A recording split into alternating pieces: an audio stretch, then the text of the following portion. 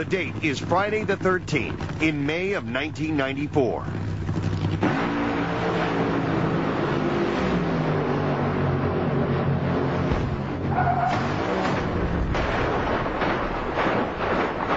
Many consider this crash the worst in drag racing history. The driver is Jerry Caminito, and at 280 miles an hour, his Blue Thunder Nitro funny car crashes head-on into the guard wall.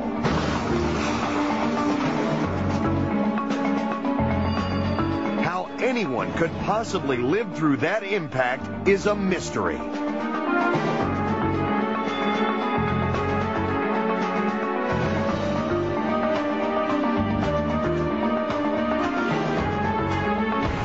When the roll cage finally comes to a stop, you can see the driver's legs hanging out.